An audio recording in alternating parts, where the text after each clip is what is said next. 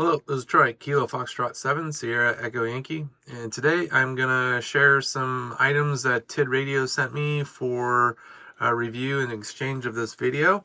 So I figured I would go over those and what I thought about them and kind of things that I saw.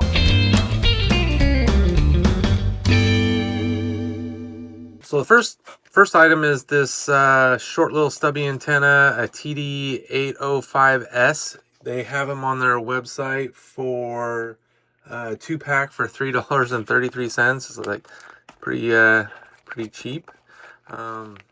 It's about let's see here. It's about 1.5 inches long. I really, I played with this for a little bit, not very much. I could see this being useful if you're in a park with a family or something, short distance contacts. In my area, I was unable to hit any repeaters with this little antenna. Really doesn't have a whole lot of use for me, so I don't have a lot to talk about on this guy. So one of the things I did do is hooked it up to my VNA, just trying to get some sort of baseline measurement to see, if the antenna was tuned. I know this is probably not the greatest test, but it was just something that I did just to try to see comparisons to, say, the original antenna to these antennas. So with my VNA, I had about a 1.8 SWR at 146 megahertz. So it seems to be pretty resonant in the 2 meter band. So just for reference,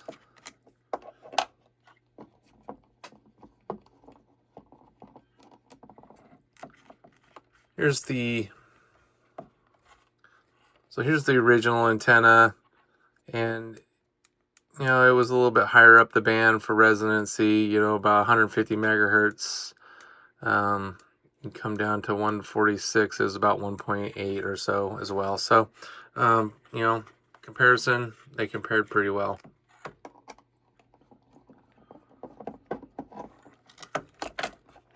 So yeah, if you're interested in something like this, like I said, if maybe you're doing some parks on the air, or you're in a campground with some ham friends or your family, and you didn't need a whole lot of antenna gain to make contacts to each other, this would probably be it. It is nice to have a stubby antenna. Not obviously, it's short and it doesn't get in the way.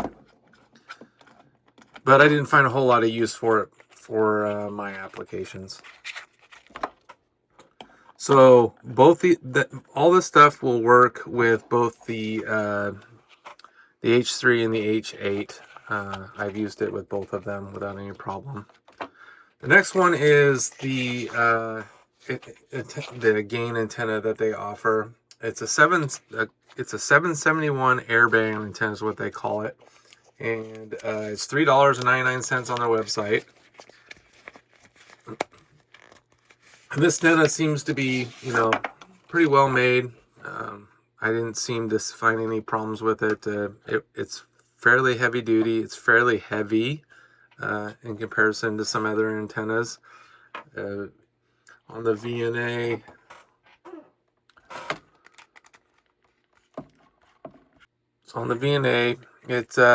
it moves around quite a bit based on the capacitance, I think, of myself, but it falls in the same ratio. It's a little bit lower down the band, so yeah,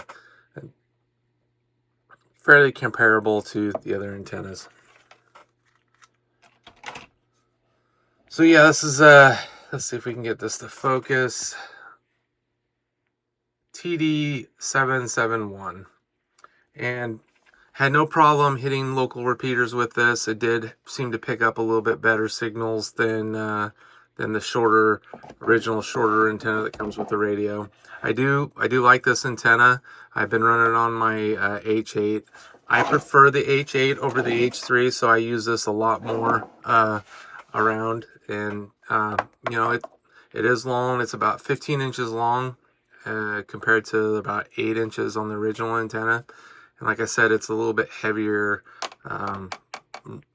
antenna. so it is a little bit, makes the radio a little more bulkier. So they state it's a 30% gain. It does have a little more gain on it than the original antenna. It will give you a little more reception and a little more distance, I think. So $3.99 for an antenna. I mean, I think it's reasonably priced, and it works as it works. One thing about all these accessories, not only with this antenna, but the short antenna and the speaker mic that we're going to do next, it can be used with not just TID radio. It can be used with the Baofanes. It can be used with the Quanshens. So if you don't have a TID radio and you're looking for an antenna, it will work with those. So here we can do a quick comparison on receiving of the two antennas. That's the standard antenna that comes with the radio. Here is the new antenna, the 771. Definitely, you can see that it's receiving better. Next one up is the speaker mic, and this is called the TDHM060, and it is $6.99 on their website right now.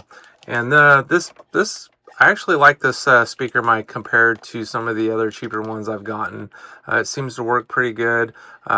Haven't got any audio complaints on it. Receiving side, it's not as loud as the internal speaker, but it's not that big of a noticeable difference. So what I'm going to do here is I'm going to hook up one of the weather channels, and we can do a quick comparison.